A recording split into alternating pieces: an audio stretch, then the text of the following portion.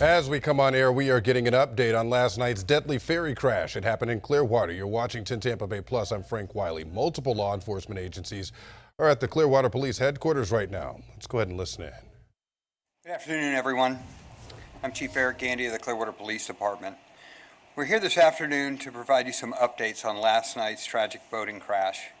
We're also here to clear up some misinformation that's been floating around online related to the crash. As most of you already know, one person died and 10 others were injured around 8:40 last night when a recreational boat slammed into the back of the Clearwater Ferry. The ferry was filled with 45 passengers and crew and was on the way back from Clearwater Beach. Even before the first responders arrived on scene, we knew we were dealing with a major situation. Our 911 call takers could hear what they described as horrific screaming in the background.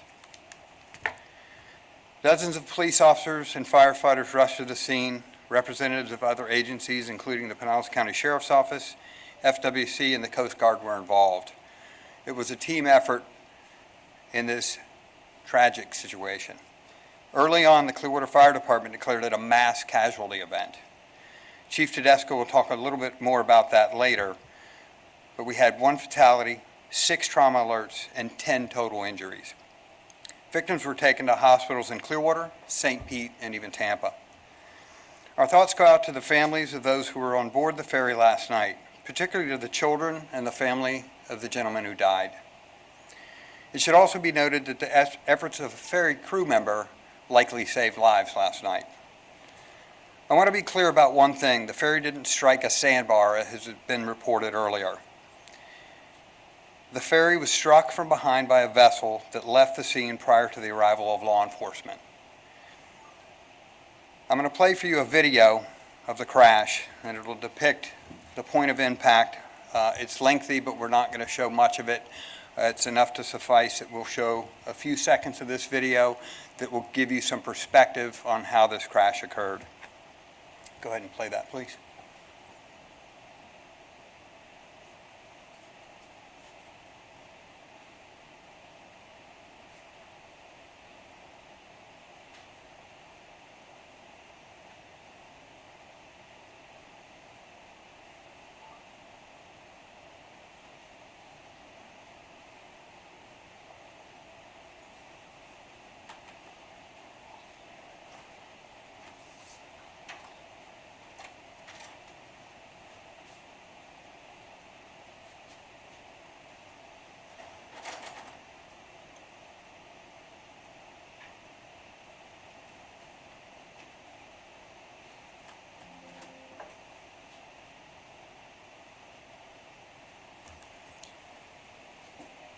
So this image depicts the ferry traveling eastbound in the channel, the recreational vessel coming up behind, and there's the point of impact where it looks to me that overrode nearly 3/4 of the ferry.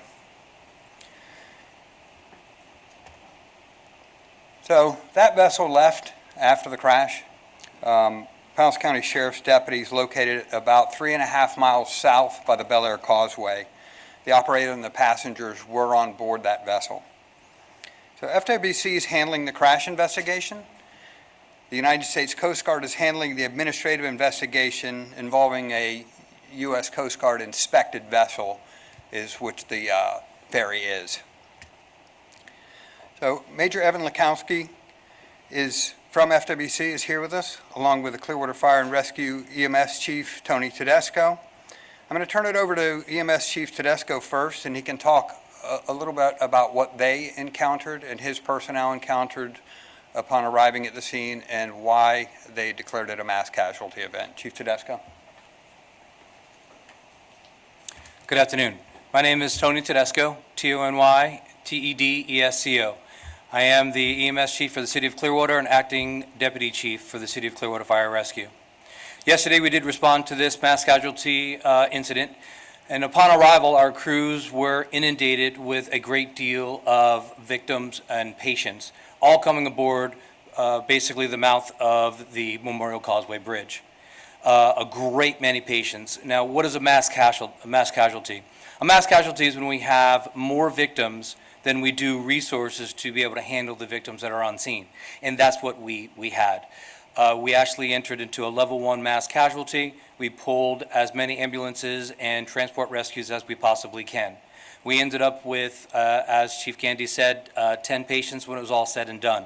We had a multitude of other patients as well that were thankfully uninjured. We did have one deceased that was aboard the Coast Guard boat. And so our top priority in situations like that are obviously we needed to find very quickly the most injured, of which, like we said, we took many who were, we called trauma alerts. They were sent to trauma facilities via 2 helicopters, an ambulance, and also a critical care transport unit. And again, when we're looking at that kind of an incident, we're looking for our most critical.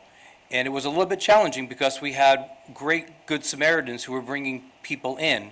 So you could imagine being on scene with only a few personnel and being inundated with probably 30, 40 people at a time coming towards you at all ends of that basin on all different boats as people were being, taken by Good Samaritan boats, and us having to have to sift through that. Definitely a challenge. We overcame, and we did what we needed to do. And so, there you have it.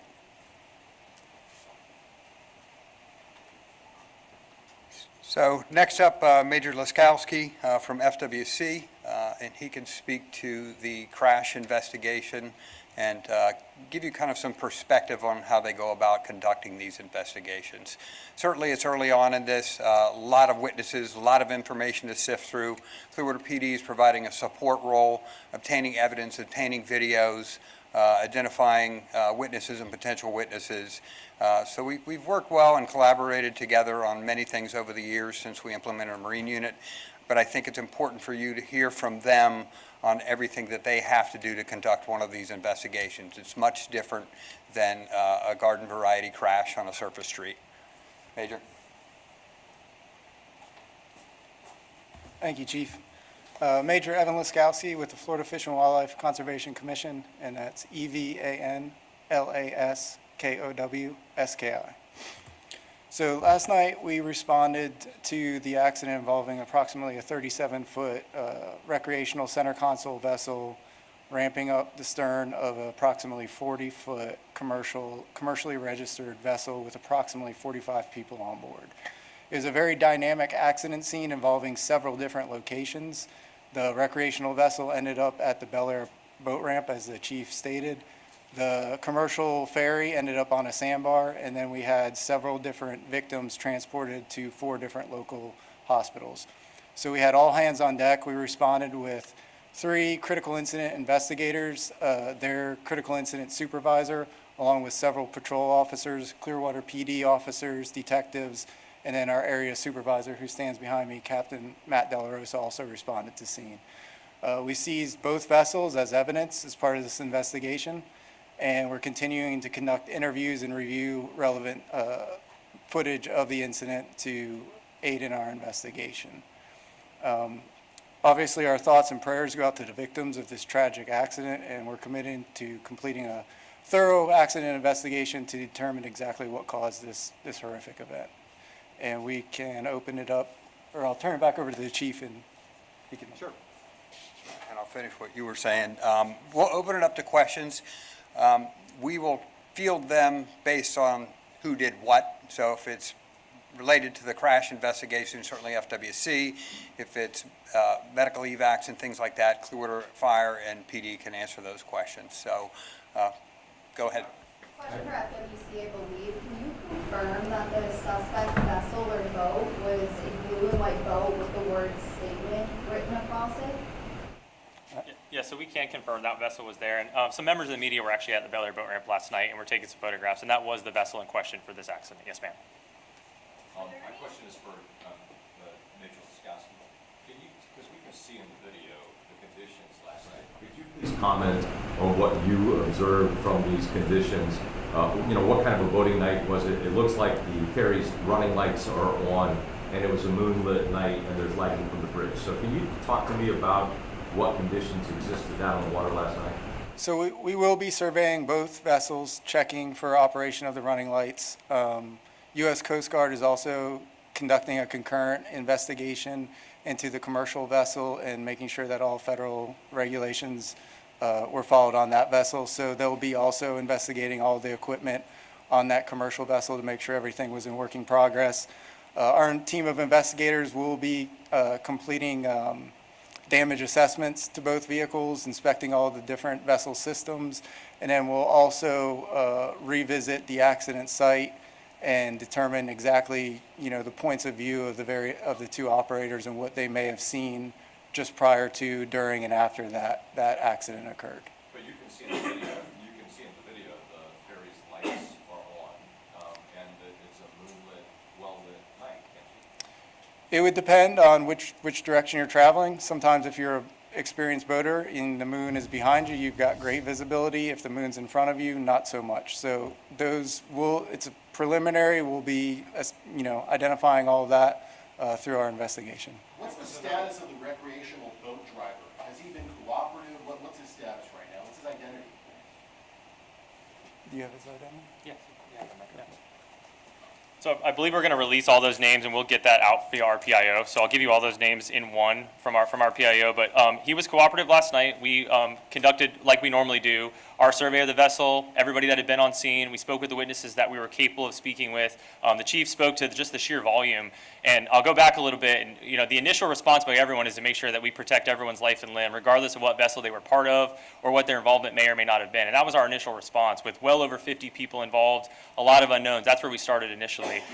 Once we were able to file back from that, we were able to try and piece and part which persons belonged with which vessels, and began our survey of those accidents. And the chief mentioned it as well. Vessel accident investigation is very different than vehicle accident investigation. You're dealing with a dynamic environment. Tides and winds shift everything around. Things don't tend to sit in exactly the same place, and it just takes a long process to work all the way through that. As well as, unlike metal, fiberglass and other things tends to kind of bend and have some resiliency. So it takes a larger survey. We use a lot of LiDAR equipment and a bunch of laser guided stuff to really map damage and put things back together. And that's sometimes what will delay these investigations a little bit. It seems like it should be pretty easy to put one thing together with something else, but it's really not as simple as laying things over each other. You really got to figure out what was pre-existing. If anyone's owned a boat, unfortunately they bump against docks and things like that. It happens. So every scratch may be valid or it may not based on the accident that occurred, and how do you corroborate those things with it. And further than that, just again, in the discussion of boating accidents, you have a number of factors with this accident specifically. The blue and white vessel is a larger vessel. Fiberglass, again, in size and weight is much larger than the vessel that it ends up striking. The vessel it does end up striking has a much lower freeboard. It sits lower to the water, and those dynamics can kind of cause some of those ramping effects. There's a lot of buoyancy that's in play, and that can also cause things to both land and separate at the same time. So you get a lot of factors in there, and that can lead to injury and everything else in between. So if that answers your question, again, we'll put out all those names specifically, but that's sort of the investigation in a whole. You said the boat captain was cooperative, but my understanding is at the scene that several witnesses told me that he declined a field sobriety test or a breathalyzer. Is that accurate? So that is not accurate. So the captain voluntarily submitted to a breathalyzer, and there was no alcohol determined in that breathalyzer sample. It read 000 based on the certified breath test that was given to the intoxilizer. Is anyone in custody? No one's currently in custody at this time. Can you confirm someone on that recreational boat called 911 and didn't remain at the scene for some time? So we're still working through the volume of 911 calls that came through, which boats they were in. The call takers here at Clearwater did a fantastic job, but we're obviously under a large amount of duress with the number of people, the volume of noise that was going on in the background. So I can't state exactly which vessels made which phone calls. So would it be considered a hit and run then, or would it, if he stayed for, is it considered a hit and run, or what is it considered? What do you guys consider? So we're currently working with the state attorney's office to make sure that we fit whatever legal definitions for hit and run should or shouldn't be based on the circumstances that persisted that evening. There was another scene at the Seminole boat ramp where another individual was detained. Was that related, and if so, how? I'm not aware of anyone being detained at Seminole Boat Ramp. I know Seminole Boat Ramp was the staging point for all of the EMS units, and the large majority of the patients were brought there, triage, and the chief can speak to that as how they triage them. But I don't know of anyone being detained at that boat ramp, at least from our standpoint. And if Clearwater detained anyone there, they could speak to that. County Sheriff's Office did, and I believe I saw one of your folks on scene. Yeah, so the only investigative efforts we took in terms of that was at the Bel Air Boat Ramp, as we discussed. So we assisted the PD and the fire department at Seminole with the victims that were there. Sorry, have you seen, I know Chief Gandy said that the boat overrode the ferry about Unfortunately, these accidents happen all over the state. This isn't the first. I hope it's the last. I don't know that it will be, but unfortunately they do occur. I saw the damage to both vessels extensively last night, and that video depicts it very accurately. There was definitely a point where both those boats were fully entangled, and a large amount of damage resulted to the ferry boat as a result of that entanglement. Are you able to say the ages of the victims? Was there any children involved in those injuries, adults? Can you talk about that a little bit more? So all the victims that we had identified were all adults. I believe there were some children on the vessel itself. Like I said, we'll release that full list. That we don't need to read out all those names, but we'll release that full list to you guys today via RPIO. Did any of the victims fall in the water, and how deep is that water? I'm not sure if anyone went overboard. Again, it's a dynamic case with how many people were on the vessel itself.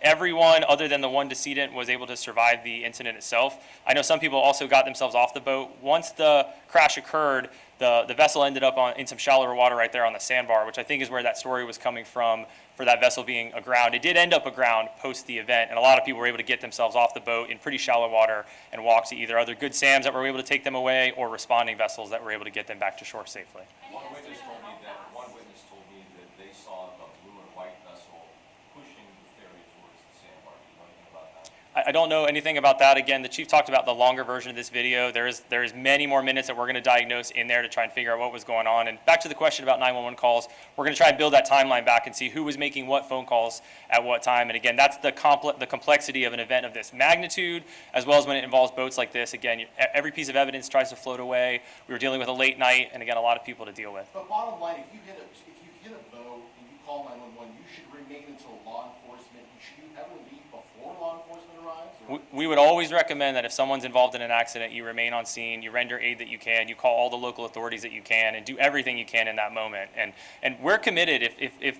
a hit and run occurred here and people were injured, people were heavily influenced by this event, we're committed to working those charges all the way through. Again, we've already engaged in discussions. We have a strong working relationship with the Pinellas County State Attorney's Office, and we're working through whatever those charges may be. And to the fullest extent of the law, we'll prosecute any crime that is discovered. Any estimate of how fast the recreational boat was moving at the time of the crash? So difficult to make speed estimates. Cameras are a challenge there as well. So we'll work through that once we do our crash investigation. We actually can use kind of the way the fiberglass breaks and the way that things kind of come together, similar to what's done on the road. And we'll get a speed. It's just hard to make that estimate now. You can see from that video and make your own estimate, but we'll get a good number once our investigation's complete. Do you know how fast that wake zone area is? Is that a wake zone area? So where they were in currently would have been no restriction on speed other than safe operation, but there's no slow speed or minimum wake applied to that area. They were quickly approaching one, but where they were was not slow speed or minimum wake.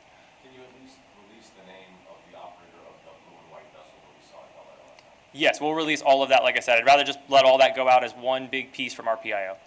Just to clarify, is it correct to say that the boat did not stay at the crash scene, but it's not determined yet whether it's being investigated as an actual hit and run? It is safe to say that, yeah. There's evidence that shows that the vessel did remain there for a period of time and then ultimately ended up at the Bel Air boat ramp separate from the accident location. That is an accurate description of what occurred. Question for Chief Tedesco. I think when you talk about mass casualty events and how you guys handle them, can you just speak to a little bit what the FWC was talking about, but can you just speak to the difficulty in responding to these situations when you're dealing with nighttime, you're not even on the ground, you're in the water, all of that? Yeah, absolutely. When our crews first arrived, they found themselves in the water themselves, trying to rescue people out of the water as well. On top of that, they were trying to figure out who was the most wounded. On top of that, we had an incident command system that was put into place by the district commander. Very well done, but we were trying to get as many resources as we could to this scene. There were many other calls going on at the county at the same time, quite truthfully, and we were basically robbing Peter to pay Paul in a way, trying to get as many resources as we could to our scene. That includes fire department rescues, fire engines, trucks. That includes Sunstar ambulances. We even, like I said, even had critical care transport come, and we called for as many helicopters as we could. And so they were faced with a very challenging job in the nighttime, in the water, trying to figure out who are our most injured and where are you coming from and what boat are you associated with, if that makes any sense, as we're trying to put the information together ourselves through whatever dispatch information that we have. Hopefully that makes sense. Chief, what kind of injuries were treated last night? We had multiple folks with broken bones, a lot of orthopedic injuries, a great deal of soft tissue injuries. You did have some head injuries, And of course, we have the decedent as well. Can you describe that area when it comes to boat traffic? Is it typically very busy? And then also, can you talk to us about, is it normal for the ferry to have that many people on it on a Sunday night? I can speak to that a little bit. That's an exceptionally busy area. It's an intersection between the egress point from Clearwater Marina, where all the commercial operations occur, and the Intercoastal Waterway. So it's exceptionally busy, and as was mentioned earlier, it becomes an idle zone once you move out into the ICW. In terms of ferry capacities and all those things, that's an answer for or question for the Coast Guard. They evaluate all that. It is an inspected vessel. So they have to go through all those things and make those determinations. That'll all be part of the broader investigation, obviously. And that's really all we have time for today. What I will tell you and close with is that Chief Tedesco mentioned it, but it's exceptionally difficult. It's outstanding that so many separate entities and Good Samaritans come together to help. But communication becomes challenging when one victim is in a Coast Guard vessel, one is in a sheriff's vessel, one's in Clearwater Police vessel, 4 have walked to shore. We have family members showing up in vehicles. So I think in any kind of an event like this, that's probably the biggest challenge, is coordinating your resources. And as Chief Tedesco mentioned, we try and establish a unified command early so that we can share those communication efforts and understand the big picture. Now, what changed with this a little bit is the other vessel is 3.5 miles away in another jurisdiction. So it complicates things immensely. So a lot of times, when we see you guys out in the field right after one of these things has occurred, it's exceptionally difficult to get our arms around it initially. And we're really focused on the well-being of our victims and making sure we preserve evidence. So thank you very much for coming. All right, recounting what happened last night with that horrific boat crash, just listening to the latest from multiple officials there at the Clearwater Police Department. They said there were more victims than resources last night. 1 person dead, 10 injured, 6 trauma alerts. The injuries include broken bones and bruises. No children were injured, and no one has been charged. Important to note that right there. Recreational boat involved in this as it crashed into a ferry carrying 45 people back from Clearwater. Now, efforts from ferry crew and Good Samaritans out there, they say, likely saved many lives. The boater left the scene prior to law enforcement arriving. That boat eventually found 3.5 miles south. People still on board. FWC now handling this crash investigation. It has seized the ferry and the boat involved in this collision. Also, FWC says boat operator was cooperative last night, submitted to a breathalyzer test, and it found no alcohol present. But we are keeping you informed on all these details. They said they will release names shortly as well. Meantime, you can also get the latest updates sent straight to your phone. Go ahead and download the free 10 Tampa Bay app, and we will have more team coverage for you coming up on 10 Tampa Bay at 5 o'clock. We'll see you back here on 10 Tampa Bay Plus.